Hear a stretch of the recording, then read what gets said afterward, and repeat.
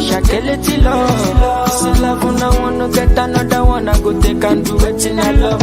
Waiting you love, oh. Maybe waiting I love, oh. Waiting I love, I go do what we done my heart, oh. Go no be vodka. This time money changer. But I know the ways that Mr.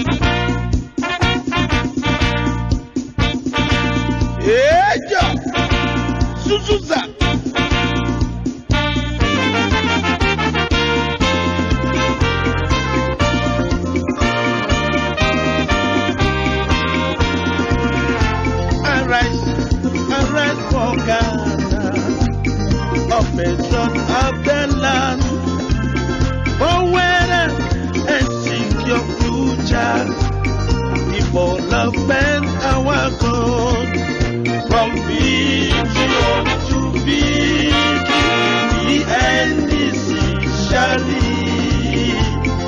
Able Democrat, Ghana, our strength in unity. From billion to billion, the NDC shall lead. Able Democrat, Ghana, our strength in unity.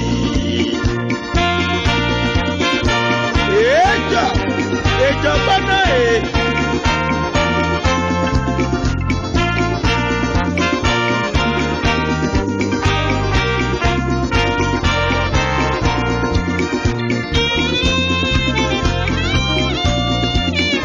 Victory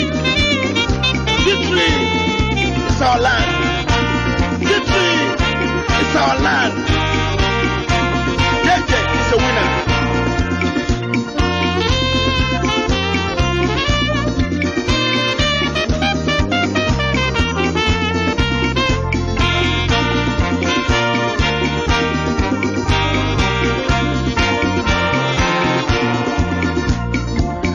Arise for Ghana, of the trust of the land. Power and secure future. Development, our goal. From billion to billion, the NDC shall lead. Stable Democrat, Ghana, our strength in unity. From billion to billion, the NDC shall lead. Stable Democrat, Ghana, our strength in unity. From billion to billion, the NDC shall lead. Stable Democrat.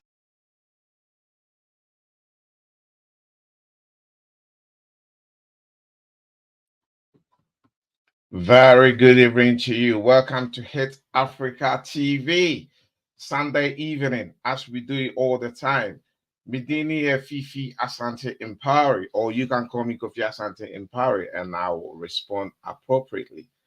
Welcome once again to K&K Show on a Sunday evening on Have Your Take Media. As I've always said, Hit Africa TV is a dedicated television station by the NDC UK and Ireland chapter.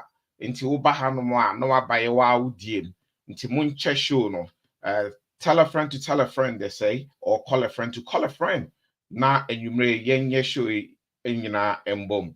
Tonight we are going to give you guys a special edition. What we have here, we have a package, and what I mean by package is a special package on the K&K show to you guys. Tonight, we're going to have one of our own young, energetic, charismatic MP who we're going to discuss Ghana with tonight. So be excited. Stay here with us. Don't touch the dial, and I'll bring him on shortly. His name, the one and only, the most charismatic on the floor of Parliament that we've seen, is Honorable Edward Bawa. Tonight, all of us are going to discuss Ghana with Honorable Edward Bawa. Welcome, Honorable, and good evening to you. Thank you very much, Fifi. How are you? I'm very well, thank you. Great to see you here once again. Welcome to London. If I'm allowed to say such. Disclose your location. Yeah. And, so basically, yes. But thank you very much. I think that. So yes, I'm in London. Yes, I'm here. Luckily enough, yesterday I had the privilege of you driving me all the way from London to Bristol for a program. And just to tell people that if they come to London and they want somebody who can drive them safely, it is Fifi. Fifi is a very good person when it comes to driving. So yes, I was really excited to be part of the inauguration of the Bristol branch of the NDC. And I think the UK Ireland chapter, you guys are doing a fantastic job. Hopefully, with all these concerted efforts coming from all angles, from our branches in Ghana to the various chapters and branches within the diaspora, I think the battle is almost 90% gone. And I believe that all things equal, we should find the results as we want by the 9th of December. Amazing, amazing, amazing. Thank you, first of all, for the compliment, and thank you as well for the compliment for our chapter, UK and Ireland chapter.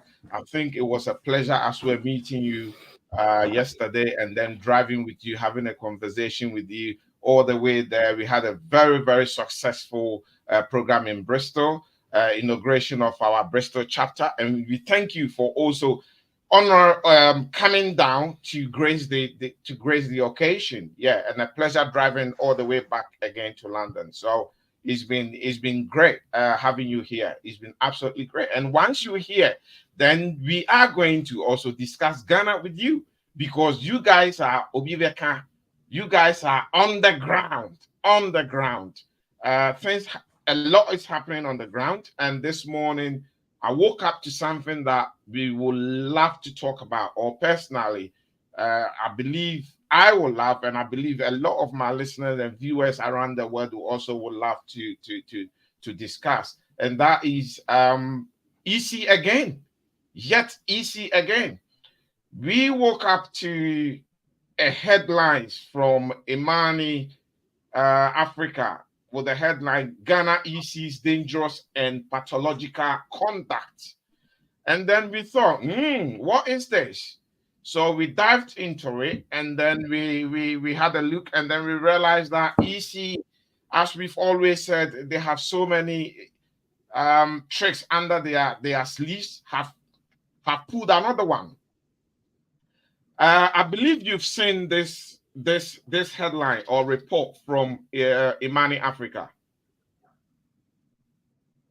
Yes, so I have, Vivi, I've seen the headline, and you will recall that even as a party, we had blown some alarms on some other aspects of these biometric equipment that are within the custody of the Electoral Commission. The Electoral Commission, basically, if you look at our democratic architecture, they play a very critical role. Anything that seems to compromise their integrity, the trust the public has on them, has a very telling effect on our democratic credentials, and to a very large extent leads to some recession in the gains that we may have made since 1992. And so we always will expect to see that as an electoral management body, that they are upfront with Ghanaians, that they are transparent, that they are accountable, and they are unbiased. The reason being that it's just like football. If I have to go and play a soccer game, I expect the referee not to be biased. I expect the referee to be transparent. I expect the referee to be consistent in the applications of the laws, such that whatever the outcome may be, both parties will accept that in a very good faith. The first one was the issue of the NDC itself through a whistleblower. And let me state very clearly, I think our General Secretary a few weeks ago had made a statement on that, and I think I should reiterate that. When he praised whistleblowers all over the place. Indeed, the NDC in the past year or so have survived on whistleblowers. Ghanaians who think that the rot has gotten to a level that it must be brought out. Ghanaians who feel that the rot found in various offices should be given proper ventilation, and that people should know exactly what is happening. So it was one of these whistleblowers who alerted members of parliament that some of our equipment could not be found, that they had actually stolen them.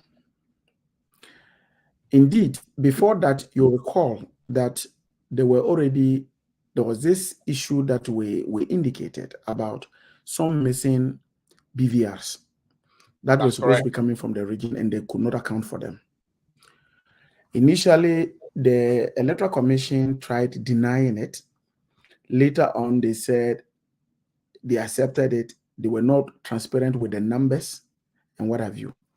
So our party, taking these two issues, had come out to draw the attention of Ghanaians to the fact that, look, we have biometric equipment that are meant to be used in superintending or carrying out elections. Equipment that have data of individuals in millions. You know, in London here, and for that matter, UK, that issues of personal data under the custody of somebody or an authority is dealt with at the utmost level, because this is about the privacy of individuals that has been entrusted into a body to take care of. So when the Electoral Commission did not become so upfront in indicating to us that these gadgets were no longer in their custody, we found it very worrying. Characteristic of the Electoral Commission, their first attempt has always been to either deny or not to even present all the truth. So the NDC, if you recall, there was a press conference where we addressed Ghana and indicated to Ghanaians that Ghanaians needed to be very interested in this particular process. And that too, we needed some specific answers to some of the questions. When, for example, did the EC realize that those gadgets were missing? Mm-hmm. If they knew, was there any meeting that was held at the top level to discuss as to how to deal with this? How many of them were missing? Were these gadgets containing, for example, personal data of individuals? When was the last time these gadgets were deployed for any voter registration activity? Who were the people who were in charge of using these gadgets based on the last time they were deployed? Mm-hmm. What were the serial numbers of these gadgets? And many other questions. We raise these questions because that will give us some level of information to be able to make an assessment as to whether this occasion was going to compromise the integrity of the elections going forward. The Electoral Commission has been shady about these things. And then suddenly, we come to hear the issues that have been raised by Imani, particularly starting from Bright Simmons. And this, you recall that before the 2020 elections, the Electoral Commission had brought a budget to Parliament for approval. And part of the budget was that they were going to replace the biometric voter management system. And that refurbishing them was going to be more expensive. And so there was a need to just buy brand new ones. I remember civil society and even parliamentarians had indicated that, look, in a country that we, quote unquote, we were suffering economically, it didn't make sense to deploy so much money again to buy new ones, when in refurbishing it, the actual price and the actual cost checking from the market was going to be about 10% of the amount they needed to be able to buy new ones. We felt that that was more of the best approach, not a judicious way of using money. But because of the fact that the Electoral Commission, as per Article 43, and if you look at Article 43 and 45 of the Constitution of Ghana, actually how even the Electoral Commissioner is appointed, the other commissioners are appointed, the issues about their independence and what have you. Usually, we try as much as possible not to overstretch them, because we want them to be independent as the constitution must allow, and because of the fact that we think that they must not be subject to the controls of any other person or any other authority. But we think that at the same time, the sovereignty lies in the people. So on the strength that you cannot have a situation where you are just simply unaccountable, you must be accountable to the sovereignty of the state. That's correct. Yes. Honorable, can I please stop you 1 second? As you've made mention of leaving them to operate independently, then I just want to ask a question with regards to that, then you can continue on. Okay. Is that what has led to the EC that they are not, apart from Parliament, that sometimes Parliament summon the chair lady to come and answer questions? We do not actually have an independent regulator that regulates the EC. Hence, every now and then they try to make their own rules and then try to go on a tangent that is contrary to what the people who have given them the mandate is looking for. Please continue. You see, to be very sincere, this current management body that is headed by James is not the first body, group of people who have managed the Electoral Commission. The Electoral Commission has been managed by many people from the Afarijan's time all the way up to Charlotte Osei and then Jane. And in all these things, in as much as the Constitution gives them that guarantee of independence, they have always found a way of becoming very accountable to the people in terms of transparency, in terms of accountability. Because at the end of the day, you are using the public, what do you call it, taxes. You are using our taxes to be able to do all these things. And therefore, and you work for the state. And because you work for the state, you must be accountable in one way or the other. But unfortunately, Jane Mensah has always felt that she is above the law, and that is a symptom of what has happened in the whole country. You see, when you have an electoral commission who thinks that my very existence as a commissioner is because of the fact that I'm affiliated to a ruling political party, and therefore my accountability is just to the ruling government, you will have issues like this. I say that because, you see, we have had an electoral commission where fanatics, I'm not even just saying sympathizers of political parties, fanatics of MPP being appointed as commissioners of the electoral commission. And so when you have situations like this, you do not expect anything to come differently from what we are seeing. But that being said, it is a collective responsibility of all Ghanaians to ensure that the Electoral Commission, as much as possible, be seen to be acting in a very unbiased manner and in a very transparent manner. And so, for example, if you take the issue that we are talking, the money issue that you raised, that you are supposed to work within laws. So, for example, auctioning. If you are going to auction, Fifi, are you hearing me?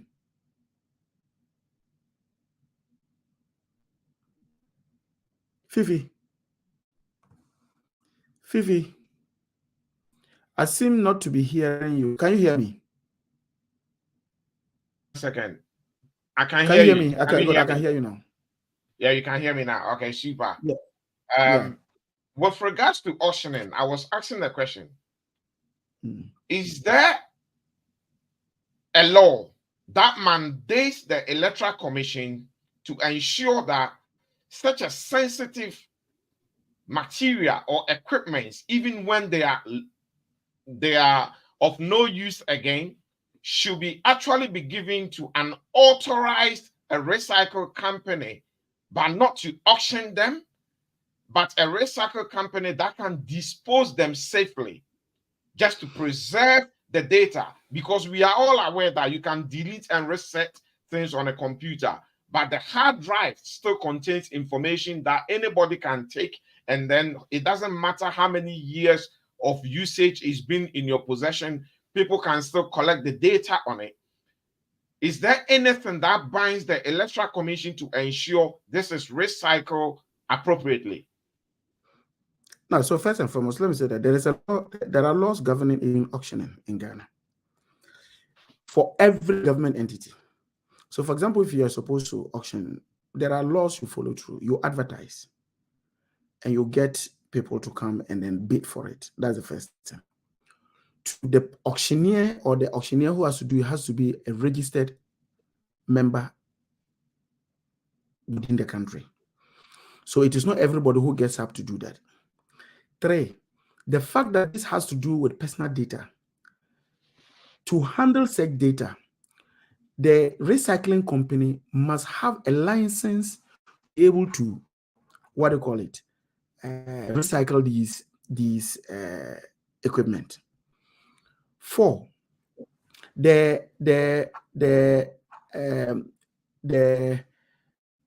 even the issue of the recycling itself, whether the Interparty Advisory Committee, that is IPAC, was told about. Because usually you would have told, because in all these things, if, for example, the IPAC had been informed, they would have known that, good, this is the reason why we are not aware of it, because we spoke about it at our meeting. That's correct. But more importantly, the numbers that were found at the recycling company is what is worrying. Now, per the Electoral Commission's own arrangements that they do, for every polling station, you are supposed to have 2 BVDs. And usually the 2 BVDs, you have what we call the BVD1, BVD2. And the BVD1 is usually what is deployed for to be able to capture your biometric data. The second one is always used as a spare should the BVD1 fail. So use the BVD to support it. So for every polling station, you have 2.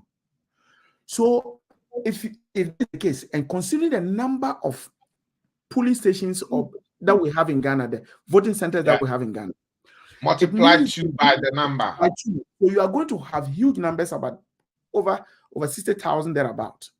That's correct. So the question is that if you were auctioning, did you auction just only the 10? If you didn't auction on the 10, how many did you auction? Who did you auction to? If it is just the 10 that you auctioned, what informed the 10 that you auctioned? So these are various answers that the Electoral Commission will have to come out and give us answers to.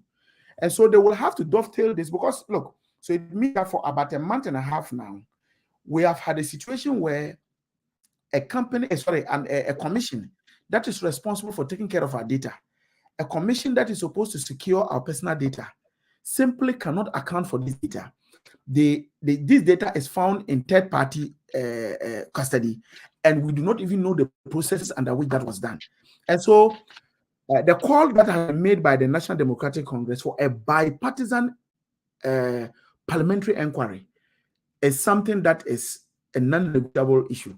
Indeed, today I had the occasion to send a message to my leader, Alfonso, that we may need to immediately find a way of getting this done quickly, because you remember that we are on recess.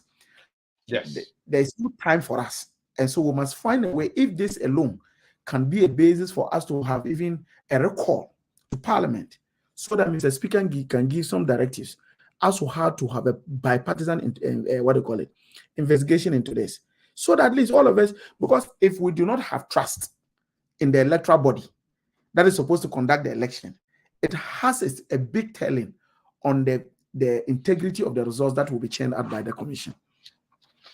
It has a big telling on the integrity of the result that will be overseen by the commission, as you said on your last statement. My worry and my question is, now that EC seems to be so independent, do you think we've given them too much power? That is why we are experiencing what we are experiencing. I'm going to put this in 2 questions into one. And also, does the NDC and the other parties, including even the MPP, because this data is not an NDC only data, that has been disposed incorrectly out there, is Ghanaians. So is it about time that we need to possibly come out with a form of regulation and procedures to ensure the Electoral Commission, Jin Mensa and Bosman Asari, and those in charge of other departments act accordingly, because it is worrying. And the worrying part is identity fraud is of increase as we speak. And you cannot just go about disposing data like that. Does the NDC require an independent audit of Electoral Commission's equipment before election 2024, 7th December 2024? Will be my question, please. Okay, so because the line was breaking a bit, but I think I got a gist of it. So now, the first thing that has to be stated very clearly is that, yes, the Electoral Commission is giving some guarantees of independence by the Constitution and by the laws that establish it. That being said, to just quote what Justice Atokwa said, your independence cannot be unfettered. You must, at one point or the other, be accountable to the state and accountable to the sovereign people of Ghana. And so, and this can be done because, for example, your budget is approved by Parliament, isn't it? That's correct. And if Parliament approves your budget, but Parliament will want to know how your budget is being expended. Parliament will want to know how your activities are going on. Reporting to Parliament is reporting to the first, because that is the heart of democracy. The home of democracy is Parliament. That is where the people's representative, and therefore it is the people's money that you use in conducting your business. And so it is within the right of the people to ask as to how your activities are going. And so Parliament, on the basis of that, is clothed with the powers to have some investigations in some of these issues. So that is the first point. But we are indicating that, look, an independent inquiry into these activities could come with a recommendation for an audit of their processes.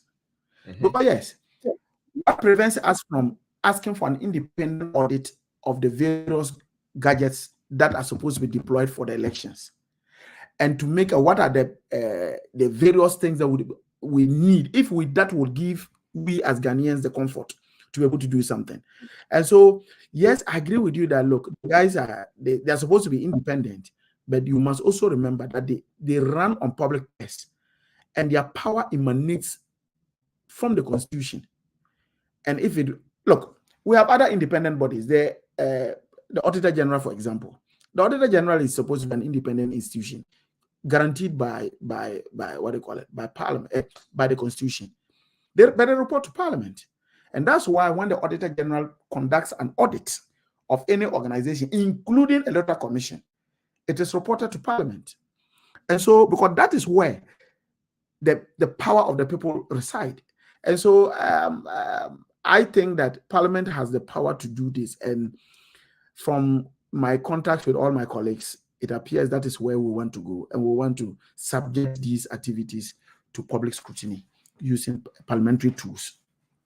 Okay, that is great. It's great to hear that from you. And I believe many listeners also want to hear that. I think it's about time. My further question will be, do you think Jin Mensa and Bosman Asari have overstayed as a chairperson and the deputy at the EC, and for that reason, when people overstay in their position, they tend to be compromised, and many decisions that they've taken, for instance, I could give examples of them, which is only using Ghana card to go into election 2024, which wasn't a sound decision. Avoiding indelible ink, not sound decision. Even at a point trying to move the election forward, not a sound decision.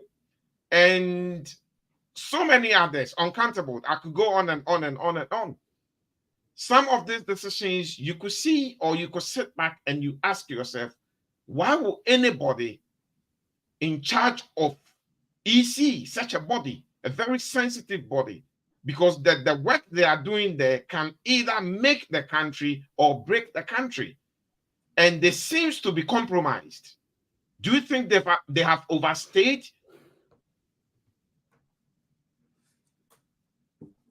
Let me put it this way. First and foremost, the Constitution guarantees security of tenure for Electoral Commission. And so they are treated, for example, like the appeals court judges. And so until they hit the age 70, they can stay as long as they can demonstrate that they have a sound mind and they have not broken the law. Indeed, there's a process for the removal of an Electoral Commission. So, for example, the president cannot, on his own whims and caprices, decide to fire the Electoral Commissioner or any of the deputy commissioners. There must be stated reasons why the person has to be removed. And there are some procedures you follow. Usually, for example, if there's a petition coming from an individual, the president refers that to the Chief Justice. The Chief Justice then puts and panels, a team that will look at it based on the stated reasons and see whether they've broken any of those laws. And on the basis of that, a recommendation will be made to the Chief Justice, who will then forward that to the president for the president to relieve you of your office. It is not like, for example, a minister where you can be fired just after the president has woken up from sleep. So because these are constitutional bodies that have secure or security of tenure, and so just like, that's what I said, just like appeals court judge, that's the same thing that you go through. So you must have stated reasons why the person has to go. And so it is not a question of overstaying. And I'll give you a typical example. Until I think 2013-14, thereabout, Afarajan had been a commissioner for God knows how many years, isn't it? Because Right, yeah. he had not hit the age that gave him that allowed for a mandatory retirement. Adenzi Kanga went through the same thing. And so I believe that that is it's a provision of the Constitution, and it is what it is, that they have security of tenure. Thank you. My further question will be, do you think as a country, maybe we might have to look at that part of the Constitution, experiencing what is happening now? Because when you elect a corrupt person, or the person might not even be corrupt, they might end being there and then end up being corrupt, or end up being a very dodgy person, if I'm allowed to use such word, who does not work in the interest of the republic, but rather an interest of a political party. And why am I saying that? There was a quotation made by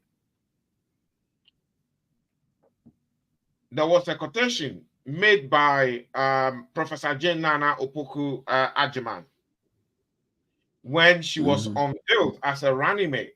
And I quote it. I believe it's one of the quotes that it was a direct message to the Electoral Commission. And I quote, EC, I address you directly.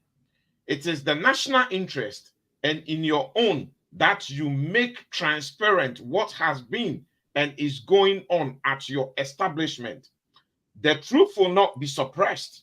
You cannot be independent as to disregard the people who validate your existence. That does not exist anywhere. A word to a wise is in Asinov, which was the part that people quoted. But to me, the subject matter is on the last part of her statement, where she said, you cannot be so independent as to disregard the people who validate your existence. And it seems that is what the EC is doing at present. Hence, do you think it's about time we need to look at that part of the Constitution where the people have given the EC that lifetime mandate? You see, can you hear me? I can hear you clearly. You go on. Good. So, you see, let's not be tempted to use the maladministration of the Akufo-Addo's government and all the agencies that have sprung up as a result of him as a yardstick to judge or to place a judgment value on how our constitutional provisions have been made to establish our constitutional bodies. Indeed, it is for the very good reason of independence and unbiased nature that the issue of security of tenure was given for an electoral commission, the chairperson and the commissioners. The reason being that if I know that I am not subject to the whims and caprices of you, the appointing authority, and that I am guaranteed in by the Constitution, then it gives me some level of comfort to be independent. But you do not care who is in power and who is not in power. All you are doing is that you are doing basically, you are answerable to the Constitution and the laws that govern your establishment. And so I will hesitate in moving to the extent of saying that we must look at our laws that seem to give them that guarantee of tenure of service. I will hesitate because Akufo-Addo is not the norm. He's not the norm because this is not how a country should run. And we're just hoping that in the very near future, this nightmare will just get up to, that we have woken up from the nightmare. Akufo-Addo has been a nightmare for Ghanaians for the past 7.5 years. And so let's just find a way of making sure that he goes. And that will reset our country, just as our president, our flag bearer said, that Ghana needs a reset. And that's what we have to do. Now, to the issue of what our running mate indicated, about the fact that they cannot be seen to be so independent, even to the extent that they are not accountable to the people for whom they are even in existence. That, to a very large extent, I agree. And that was the point I was making, and that's why I was quoting Jasatogo when I said that they cannot be seen to be independent to the extent that they are not even accountable to the sovereign state of Ghana. They cannot.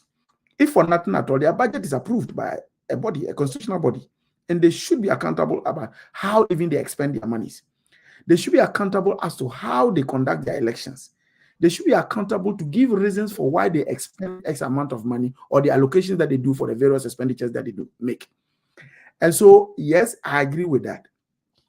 What we need to do as a country, and that is why I think that as Ghanaians, we must all collectively get up and indicate that, look, what has happened at the Electoral Commission, particularly in the past month and a half, with the disappearance of gadgets, with the appearance of gadgets at recycling center, without any public notice of even advertising for the auctioning of this equipment, without even the situation where, to a very large extent, the companies that have been giving these gadgets that contain the personal data of more than God knows about 7 million thereabout Ghanaians, that these people are not licensed. That to some large extent, we do not even know what is the policy of the EC in handling data of this nature when they want to dispose of it. What are the policy guidelines to it? We do not have that. And so to that extent, it is within the mandate of Ghanaians, and particularly with Parliament, to be able to query these ones and ask for answers. Because, see, the moment the credibility of the Electoral Commission is lost, our democracy is lost. And until we ensure that we have an unbiased empire who would be able to officiate all public elections and referenda, then we are in trouble. And it is in the interest of Jane Mensah and her other commissioners to have Ghanaians trust them. And the only way they can do that is to open their door for people to know exactly what is happening in that office there.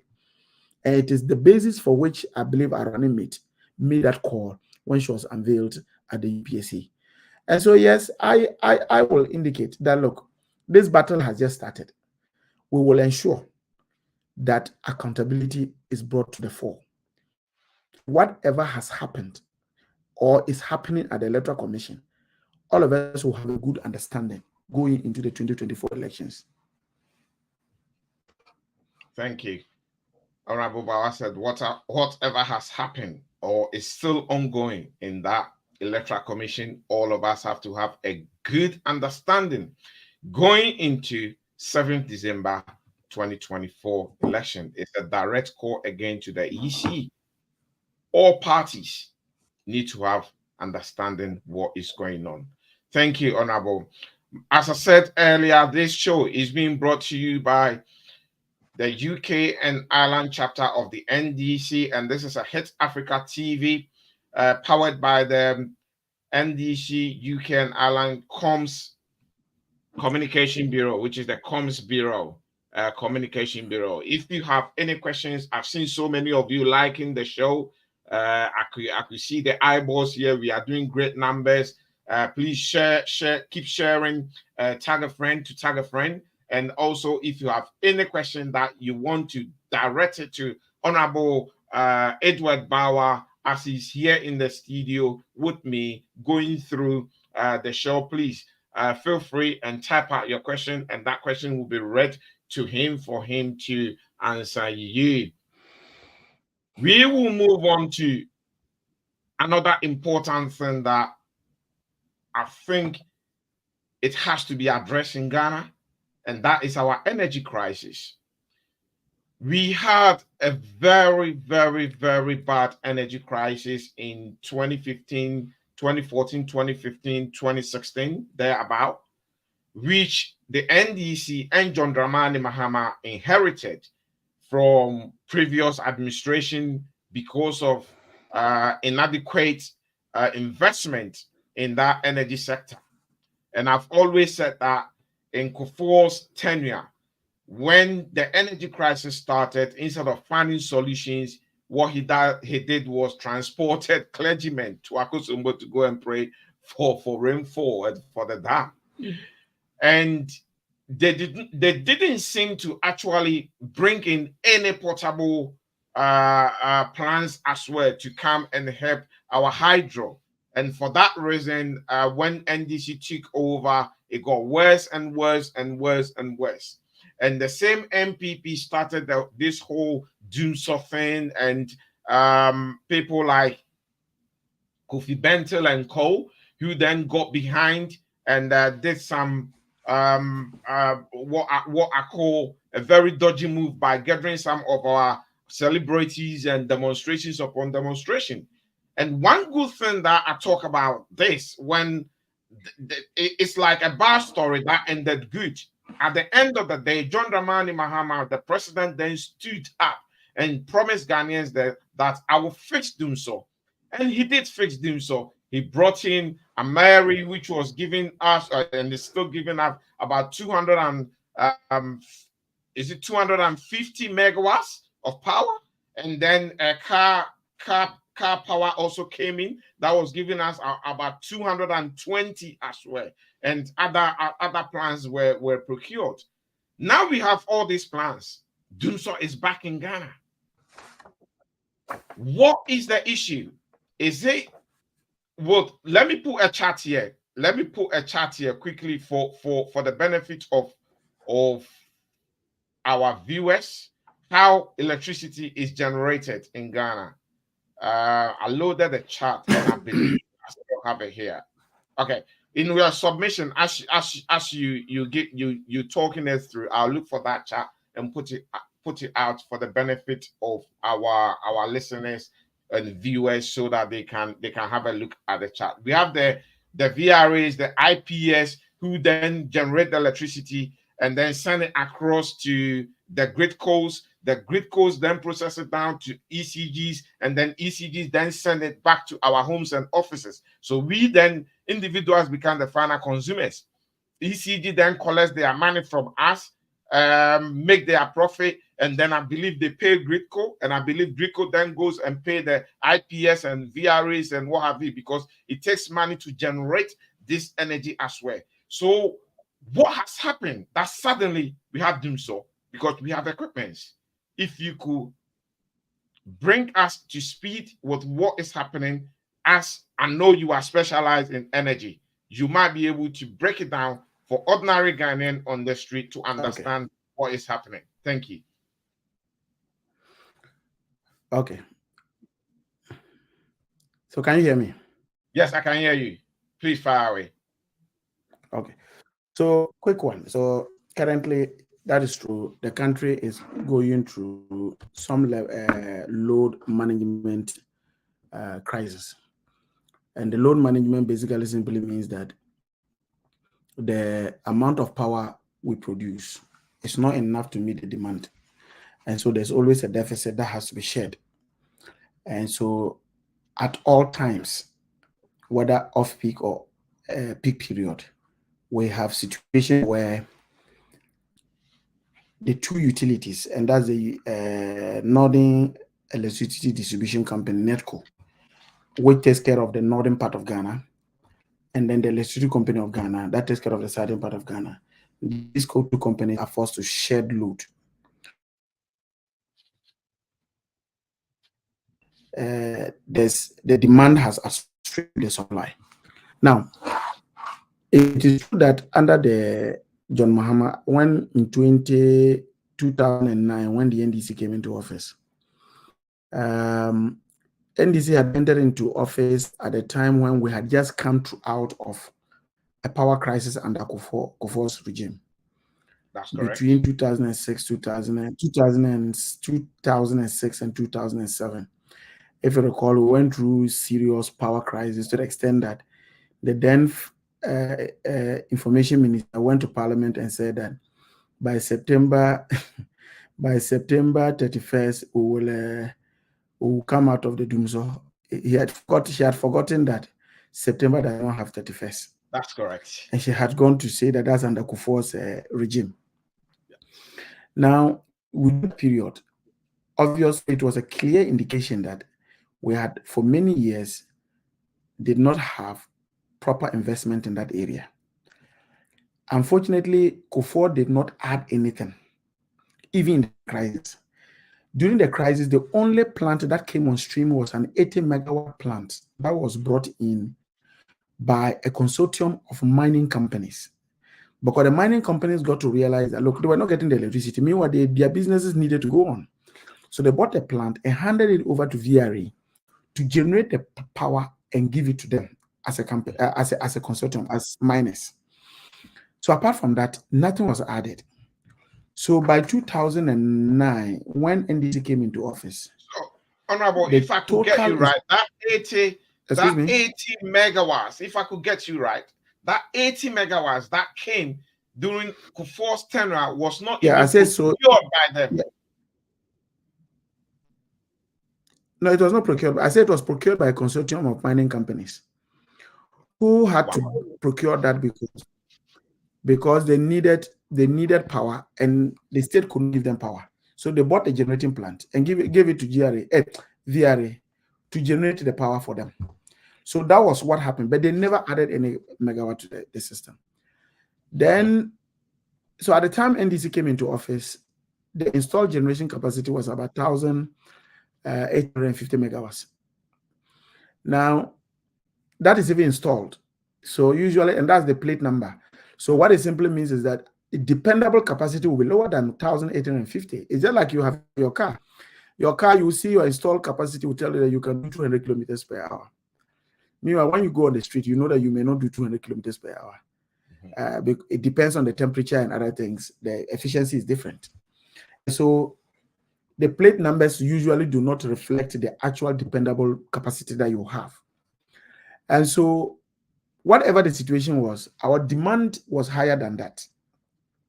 So then the problem then became so huge during 2013 thereabout. But at that time, NDC had already started putting in place, because we had come and we realized that, look, we had a challenge. And so we needed, and this challenge was clearly stated during the 2008 campaign. So NDC decided to produce a document known as the Ghana Electricity Sector, what do you call it, generational and transmission requirements that we needed. And this particular document was telling us, one, the amount of generating power that we needed, what technology we should employ, what were the which technology will be cost effective, and to a very large extent, what type of transmission equipment we needed to change to be able to ensure that our transmission system was very robust. And even at the distribution end, how are we going to ensure that the distribution end, that is the tail end, that's the downstream end of the generating, what they call the power subsector, was efficient enough to ensure that when they get power, they can sell and account for the power and pay the players in the upstream sector in terms of the value chain. So all the study was done. But remember that to put in a generating plant, it takes you about 24 to 36 months to be able to do that. And so at the time when the crisis hit us, John Mahama was then the president. He had stated very clearly that, look, I as a president, I take full responsibility, not because I caused it, because the problem for the Dumsor under John Mahama was because of many years of underinvestment in the power sector. So it caught up with us. But he had indicated that, look, I was going to resolve the issue. So what I was going to do was that I will ensure that I generate power. I get more plants into it. That's how the companies like America came in. That's how companies like Car came in. That's how companies like Sun Power came in. That's how the companies like Asogle Phase 2 came in. That's how companies like, at the end of the day, at the time ANC was leaving power, we had installed capacity of about 4,700, but we had some generating plants, for example, Sun Power and Co, that were still being constructed, and so they had not been brought on stream. And at the time we're leaving power, we knew that if they came on stream, we were going to get around 5,300, 5,400 megawatts. That's how much we had increased our generation capacity. Two, we had also known that in terms of fuel, we're dependent on Nigeria in terms of gas. And for a country to have his whole energy sector depending on another country was dangerous. Any day the country decides that I'm not going to give you gas, you'll be in trouble. Particularly when Nigeria itself was increasing its generation capacity and therefore needed a lot of fuel to be able to run their own thermal plants. The Atamils government also then decided to invest in fuel security, and that's how the Atuabo gas processing plant was brought in. Yeah. Indeed, after the completion of the gas processing plant,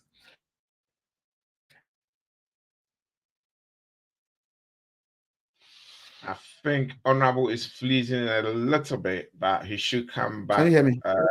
Yeah, I can hear you now. Carry on, please. Me? Yes, I can hear you. Fire away. So I was after Atuabo came on stream, in terms of just import substitution, when we replace liquid fuel like crude oil or diesel with gas, indigenous gas itself, the country was saving, in terms of foreign exchange, we're saving about $500 million annually. And that could be used for other competitive areas. So we did all these things. Unfortunately, this government comes into power.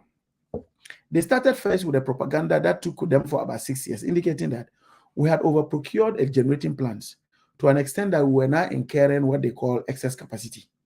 But one thing they were not telling Ghanaians was that, yes, the 5,000 thereabout megawatts of power that we had went for Ghana, we felt that we're going to take advantage of what and export power to the Sahelian countries.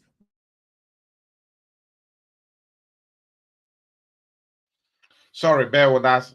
His honorable system is frozen. It keeps freezing, but hopefully he will join us again to be able to finish the conversation.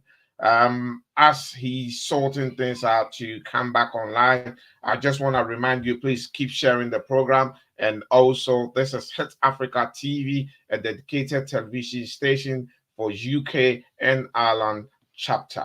My name is Fifi Asante Impari, and I have Honorable Edward Bawa here, MP for Bongo. Okay, fantastic. Honorable is back on. Yeah, thank you. Carry on. So the basic, to cut a long story short in that, we handed over a very robust power sector to them.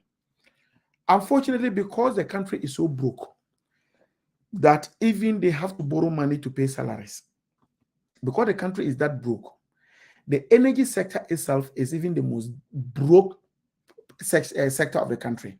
Indeed, the IMF has indicated that the total indebtedness in the energy sector was the single most dangerous sector that could cripple our economy.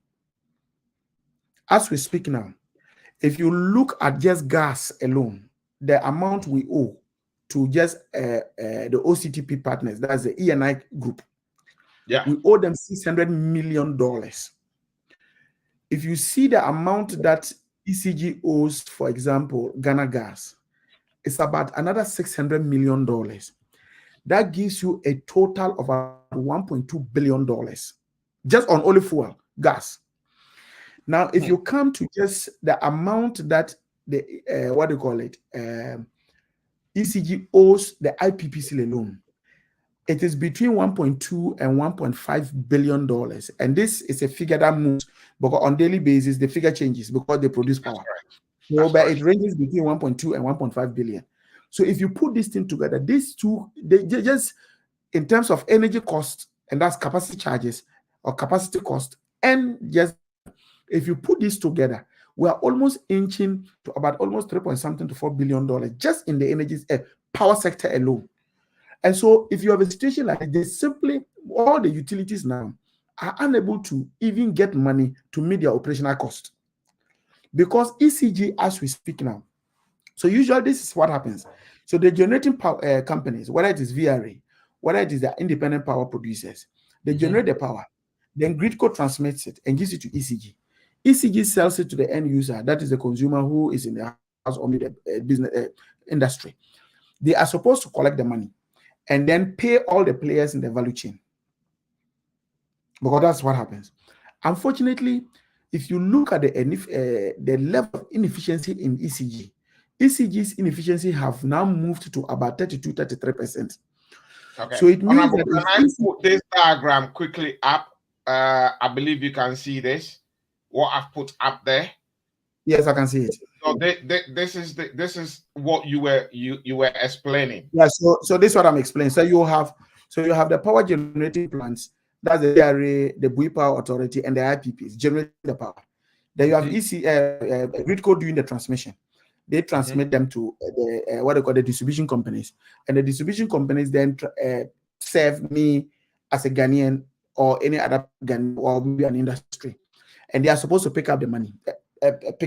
Unfortunately, ECG cannot account for about 32-33% of their money, the power that they produce, because of losses, both technical and commercial losses. So what it means is that if ECG were to say buy power for about 100 Ghana cedis, ab initio they cannot account for 33 Ghana cedis. And so because of this, question will be, why is 33% disappeared? Where does that money goes? The losses. You're talking about the losses. Yes, of 33%, that cannot be accounted for by ECG. So for example, when it comes to technical losses, it's just because of the fact that ECG does not use its share of money to invest in new equipment. So if you have obsolete equipment, you will have technical losses. But in any case, we're supposed to have resolved the issue of the technical losses with the Compact 2 of the Millennium Development Challenge. This and that's the Millennium Development Corporation assistance that we got in terms of Compact 2. That came through the PDS. You've heard of PDS before? Yeah. The scandal and the PDS. Yeah, the scandal of PDS. I was just about to ask because of that PDS cost any of this as well. Excuse me. I was about to ask that the PDS cost any of these losses. Oh, no. So the point I'm just trying to make is that if PDS had been implemented properly, the losses wouldn't have been the 30% that you are talking about. We would have reduced the losses. Because from ECG's own figures, they indicate that for every 1% loss annually, it costs them about 54.7 million Ghana cedis.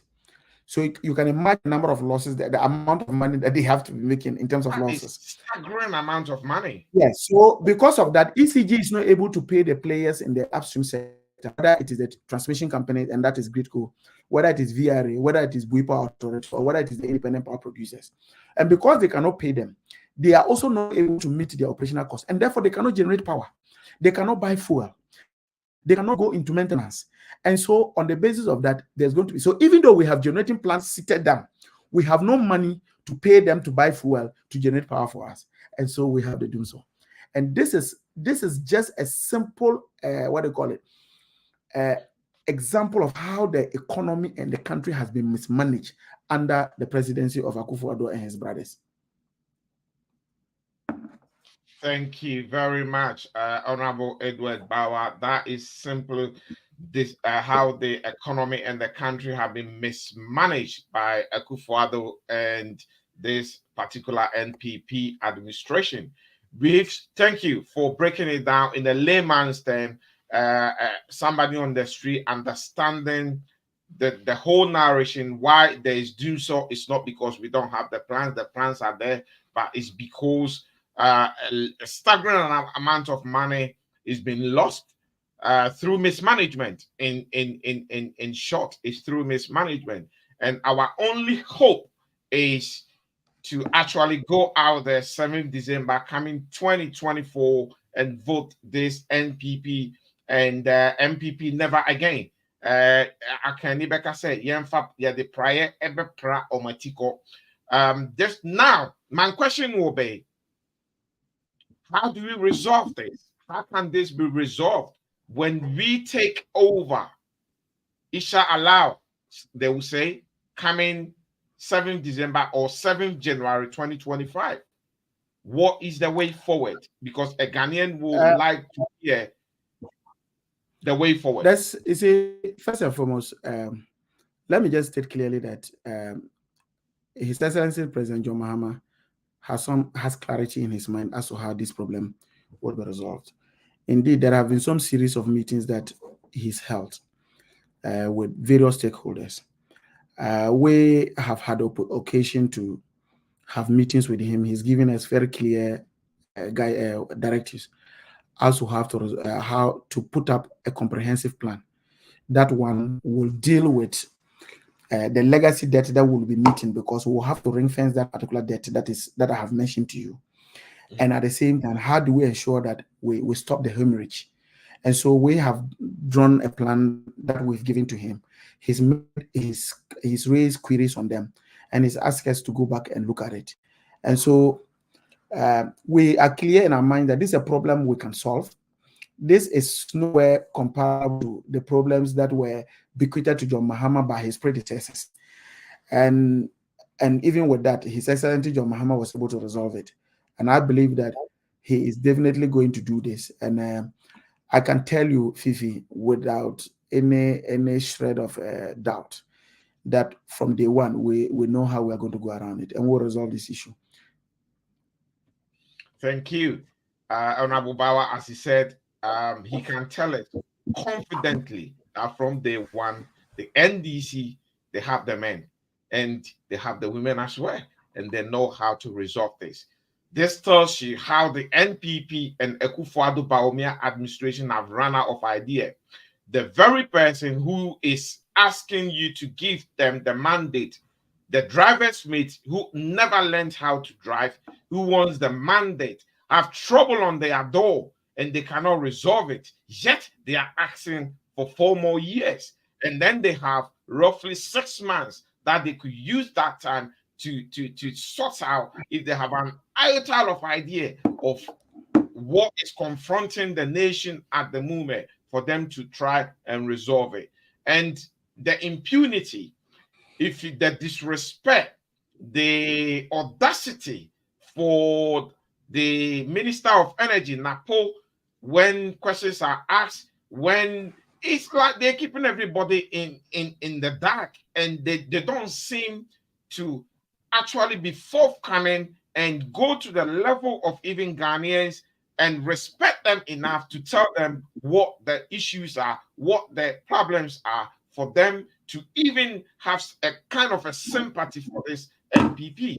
That tells you how bad MPP is. And I've always said it, and we've always said it on this program, that NPP has done Ghana a massive disservice. They've taken Ghana 30, 40 years back. And we were lied to, and we believe it. Ghana for ye can't say, we've sat down for Akufo-Addo Bawumia to lie to us and run this country down. And they are still doing it. Unfortunately, some Ghanaians are still buying into this. But I believe many of you and many of our listeners will move in a different direction where we could go, all of us could go and vote this NPP administration out. And as the saying said, I've said it about 3 times already, NPP never again. Thank you so much, Honorable Bawa, for having you here. Unfortunately, we don't have a pretty weather in United Kingdom as we speak. It's one of those countries, as you know, because you've lived here before. It's one of those countries that you could have 4 seasons in one day. And today, we've had rain, we've had a bit of sun, and then we've had gloomy weather. So we've had 3 in a day. Yeah. And thank you so much for having you on Hit Africa. It's a pleasure. And we will keep having this conversation. Even when you go back home in Ghana, I'll be reaching out to you to have you on Hit Africa every now and then, educate the public, educate the diasporans. Also, this show is broadcasted and cross-posting in Ghana by Benjamin Mayo Mahama and the team. So a lot of Ghanaians are also watching us. If you have any questions at all and you want it to be read in studio, please don't forget to put those questions here, and I'll do justice to them. There is a gentleman by the name Raphael Ataglia, and he says, Honorable Edward Bawa never disappoint. He seems to be a very big fan, and I love that. Raphael goes on to say the EC cannot be trusted. And it's an issue if you have a whole institution that Ghanaians don't have trust in them. That institution, then it is worrying. Dream Nest. I can't read that part of the message. That tells you the level of anger Ghanaians at the moment have and will exhibit if given the opportunity. Gloria Johnson says, well done from NDC. I think Gloria is based in Sweden or Norway. Pardon me. It's not Sweden. This is Norwegian flag. He put a flag there, and I knew it's a flag from that part of the world, but it's not Sweden because I know Swedish flag. It's definitely Norway. It's definitely Norway. And then we have Kwame Edmondson. He said Jen Mensa will announce JDM winner after this December polls. Ghanaians are not going to allow any thievery this time round. Ghanaians are poised. Ghanaians are serious. And if they know what is coming or what awaits them, I believe they will do the right thing. Thank you, Honorable Bawa. Pleasure having you here. And hopefully we will speak or meet again before you leave. Thank you and God bless you. Look, I'm bringing the program to an end. We've slightly stayed. Producer, if you could play me the montage of the Hit Africa TV or K&K show montage, any of them, to bring this amazing program to an end. Thank you.